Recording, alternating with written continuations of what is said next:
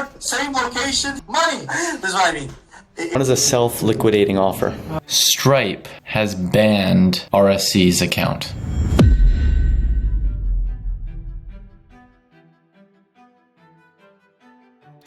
This week is a monumental week for the agency. So as you guys saw in the last episode, I went and I started to hire out my entire team. Sales guys, appointment setters, and backend. And now, this week is the first week where my brand new team is in place. And so I spend my time during this week working on things such as VSLs and email marketing and training the team while my team is out there putting in their best work in order to generate revenue. And let's say, well, things got off to a little bit of a shaky start. We have a new play here. So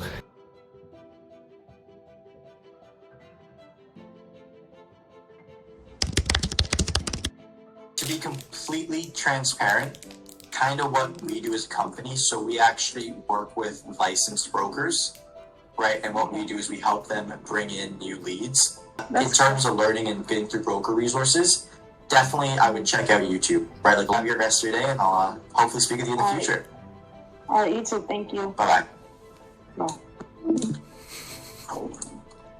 I'm gonna fucking blow up. Good rapport, same location, fucking money. This is what I mean. It feels like everything is going right, but it's not working. One of my calls rescheduled. what time? 10 minutes. Can I help you? She didn't pick up the phone. We'll see as we watch the sales call tomorrow. I'm starting to feel fucking good selling in this niche, like really good. Okay, well then fucking start closing. What do I say to them? When are we meeting with him? Wrapped up a sales call, and it was going good until it wasn't going good. The discovery phase, which some of the people on our team have been struggling with, kind of probing and whatnot, and was able to get this guy admitting that he needs to get to 8 to 10 deals a month so he can start a fashion brand and he can live this lifestyle and all that kind of stuff. So the probing phase went really, really, really, really well.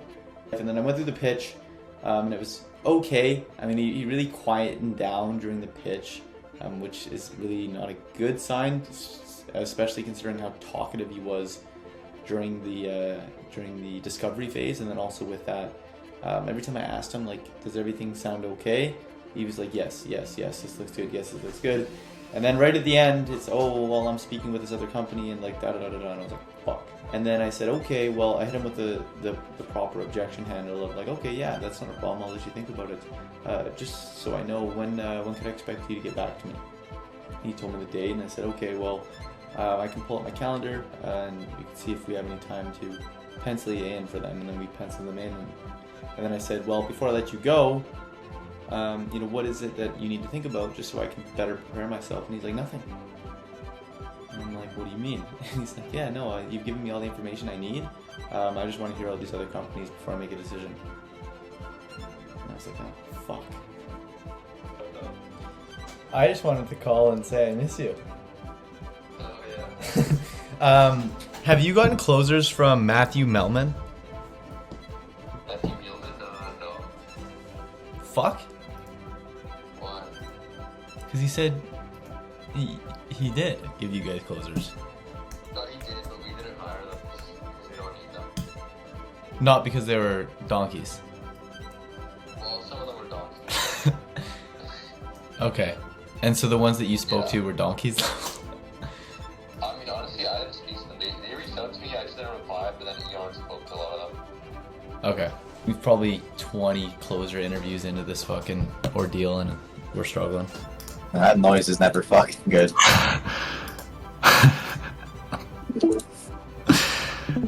You need this. So money doesn't bring you happiness.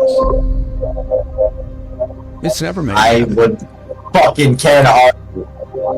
I don't measure happiness. What do you measure? I measure accomplishments, I measure targets, I measure, who I'm helping, things that I can actually physically measure.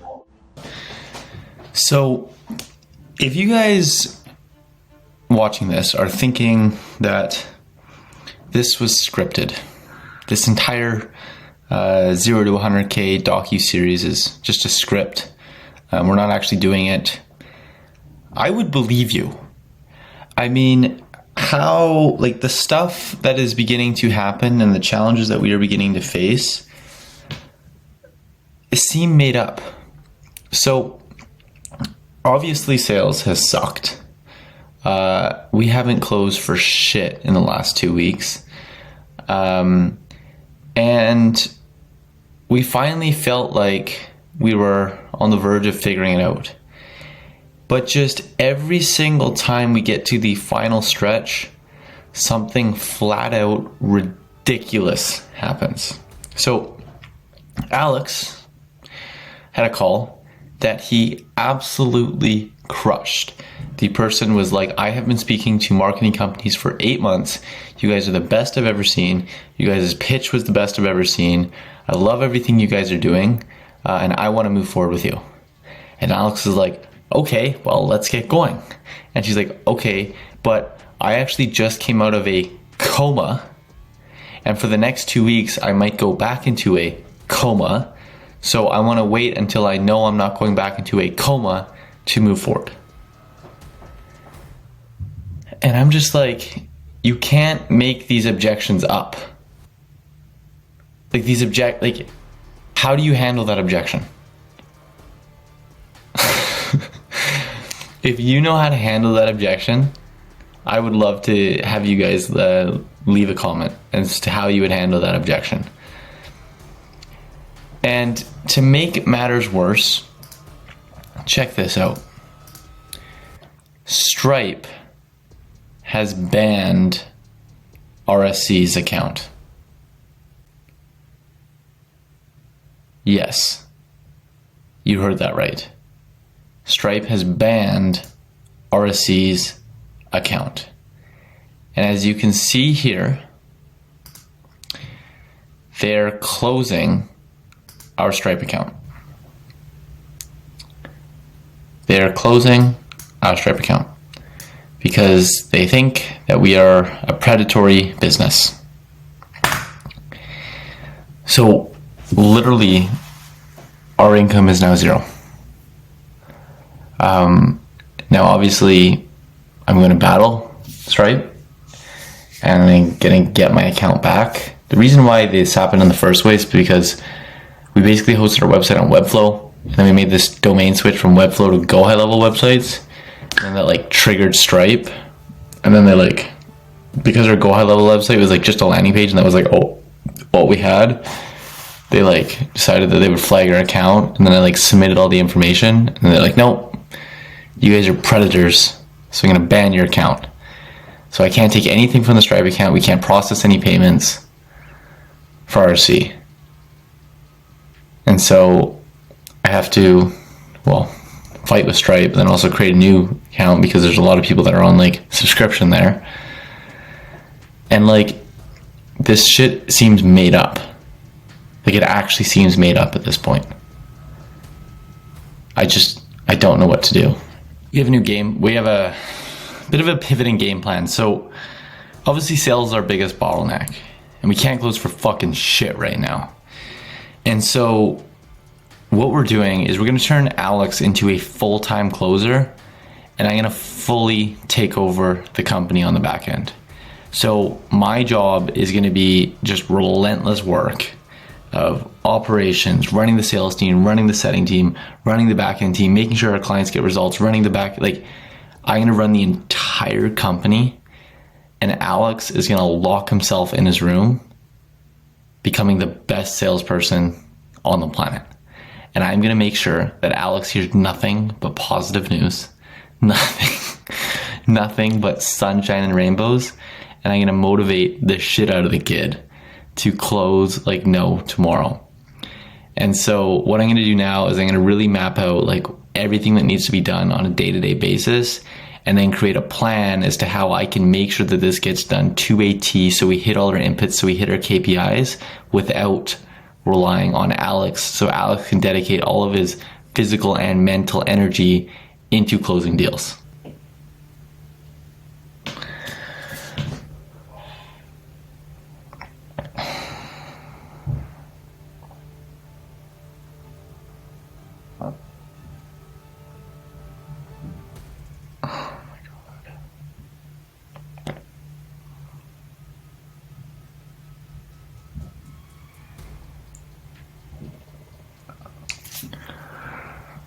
Oh my god. Dude, when I tell you, dude, that was my best call yet. It was my best call yet. I was just telling him, like, I guess his like HVAC broke a few weeks ago, and it was $7K. All right, so it's 7 a.m. now. I woke up fucking early this morning. Wasn't feeling too hot. It's November 1st, so last night was like Halloween. I was trying to like sleep through fireworks. I ended up having to just like OD on melatonin to eventually knock myself out. But I got to sleep. Woke up at 4 a.m. this morning on the dot. Came to an office space here today just to, honestly, because I didn't want to wake up and get to work. So I figured it was easier to wake up and go for a drive, and then I ended up here. Anyways, what I have done is, I've prepared my life, prepared everything that we're doing in a day for me to take full management of the team and everybody on the team. So what we're doing is now every single morning I'm doing a 30-minute meeting with the setter team, doing call reviews and doing role play. And then I'm doing a 30-minute a 30-minute meeting right after that with the closing team, doing a 45 minutes of role play, agenda for the day, and set expectations. And then from there, I have the RC call, which is kind of like my relaxing time, fun time. And then from there, RC leadership team calls right now, but our Stripe account has been banned, so that's kind of like the biggest problem with that. And then 3 days a week, going to be optimizing the paid ads to making sure that we hit KPIs there. Then at 11 a.m. I'm going to have the broker deals client success meeting, which is basically when I go sit down with our back-end team, kind of go over all our clients' accounts, making sure that we need to, if there's any campaigns that need to be tweaked, any optimizations need to be made then. Then I have a couple hours of work time / gym time that I'll probably majority use that time in the middle of the day to kind of stop or go to the gym, because I do my work during these hours of the day. And then at 2:30, I'm going to review all the some of the cold calls and the inbound calls from my setter team. I'm going to have a 45-minute end of day training session with the setter team. And then same with the closers. So then I'm going to do a 30 minutes of reviewing my closers calls, and then an hour closer training session to end off the day. And then at 5 o'clock, I'm going to recap, make sure that I hit all my KPIs on a given day, and then also set my action items for tomorrow. So for me, this is my scorecard now. Right, I got to make sure that the cold call team is doing their $200. I got to make sure that we're spending $200 on ads. Got to make sure that all the GHL leads are being called. I'm making sure that I'm reviewing at least one call per rep every single day. I need to meet with the team twice per day. That's for all appointment setting in order to get 300 appointments a month. And then in order to close at 15%, I'm going to do one call review / rep for every single rep. 3 role play, get every rep to do at least 3 role plays per day, give feedback to every single rep on the day, and have 2 meetings with the team. And then for the action items, make sure that all my action items are complete and all clients have been contacted and updated every single day. What that whole setup kind of looked like. Obviously, we are an advertising agency, so if something did go wrong in the past, it would be really useful for me to kind of know what that looked like and just how that was all set just up. Pause. Why did you say I don't mean to offend you? Okay, so it's 10:39 a.m. and what I have just done is had the cold call team meeting, had the closer meeting, jumped on our RC call, got no-showed by this prospect, which was just great because I was told to show up to that call. Then I optimized the ads. So basically one of the things I did is I went into the demographics and I realized that majority of the people that fill out our lead form, or the majority of people that become leads and book calls with us, are actually over 45 years old. So I created a second ad set, put $60 a day behind it. It's in review right now. Oh, it's already been declined, but I'll just dispute that and it'll probably let me go through. is I'm only targeting people that are 45 and above. So we're going to see if that can drive our cost per lead down any further. In the midst of all this chaos that was going on throughout the week, we did have one call show up on our calendar from a corporate organization. It was one of our cold callers, Dom, called this guy at like 7 p.m. at night his time, but he still took the call and was willing to hear us out. And because we jumped on the call with such a corporate organization, I felt that it was best that I blocked out my calendar so I was able to make this call. And well, you can see what happens on this call here. It's known as a self-liquidating offer. And so basically what happens is, as long as you don't, like if you can break even on your front end offer, you have unlimited leads for your back end offer. Yep. No, I get it. That's why I thought it didn't bother me. Yeah. Why you guys are doing when I was scratching my head saying, how am I going to month? Now, and I mean, that's exactly what I thought. Yeah. Is you'd be able to leverage it to that next step. Sure. All right, guys. Well, thanks for your time. I'll let you get to the other meeting.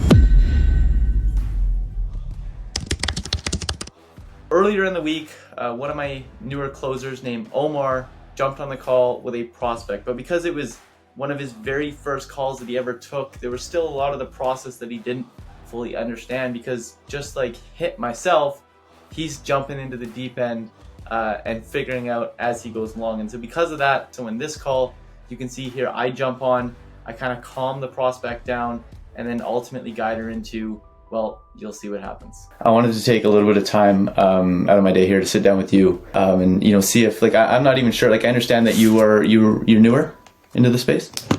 Yeah, I just want to make sure, like, first of all, like, is this something that would be of benefit to you in your current situation? And then if it is, you can kind of go over any questions that you had with the, based on your conversation with Omar. So I guess you're from Hawaii too. Did I hear that? People that are kind of, I kind of want, it's like, they don't usually see as much success. Right? People that are like, okay, I want to get to 3 loans a month because if I get to 3 loans a month, that allows, for me to leave my job. And you have that like deeper motivation, rather than time and time again. It's like, I usually, like, we see those people are the ones that go on to see the most success. To be honest, I'm pretty sold. I'm ready to sign up. I definitely want to get my business going. So. Right now, real quick, I'm looking for a few select individuals who have the characteristics, have the personality that I kind of vibe with, and will be down to have us come into your agency and partner with you and actually build it out to you to add a minimum of $20,000 a month in MRR to your business in 90 days. And that is a guarantee that I'm willing to put in writing, because I'm so confident that what we are doing for us is working this well and it'll work for you as well. So if that's of interest to you, click the link below and fill out an application, because you may just be able to actually secure an interview with my team to potentially have that conversation. It was Saturday, November 4th, and I went downtown to hang out with some agency owner friends of mine who are very, very successful. And I mean, really successful agency owners for their age. And I was saying that, like, hey, so I just brought on this new team, I built this new team, but we haven't been able to close as many deals as I would have liked so far. And what they did is they offered kind of a helping hand, and let's review some of your team's calls, let's review some of their team's calls. And then I pulled up one of my team's calls, right? One of my sales guys' calls. And before they even let me press play, they went, "Oh my God." And they said, "Dylan, how do you expect to close anything?" And I'm like, "What do you mean?" And he's like, and they're like, "Look at him." And I'm like, "What are you talking about?" And then they're like, "Okay, one sec." And they're like, "Look at your closer versus my closer." And the difference was astonishing. See, my closer was a kid sitting there in his bedroom with a smile on his face, ready to take people's money. Their closer was a professional, well-dressed, sharp, bit of an older guy who looked like a trusted advisor. And that was when they really taught me the lesson of how important, first impressions are, and how you look and how you present yourself on a sales call is. And so from that moment on, I had a team meeting and I said, "Guys, this is what we look like on a sales call. This is what we should look on a sales call. And then my entire sales team started redesigning their room, redesigning their office, getting a new wardrobe change in order to up their curb appeal to greater increase the chances that they're able to come across as a trusted advisor and close people on their sales calls. Against the wall for now. Because we're going to have to change them anyways because they're not in alignment. Move it around. Now situate your desk. I used to have a super nice one, but I just stopped using it. Some of you may know me in person and know that what you're seeing here in this documentary is a few weeks behind. And what I can tell you is that we are on the verge of making a massive change within the agency. Okay, so stay tuned till next week's episode where we're going to reveal exactly what that massive change is and then the subsequent results that came as a result of that change. Every time we schedule a follow-up call, we're bringing in me, which we're going to position myself as the head of operations or head of client success or anything like that. We're going to try rinsing them on the back end as me coming in from a very no pressure perspective of like, hey, I'm the head of operations. I'd be the one that you'd be working with on a day-to-day basis. But yeah, I'm also learned how to sell too. And so this is our kind of Hail Mary play to get us out of this hole.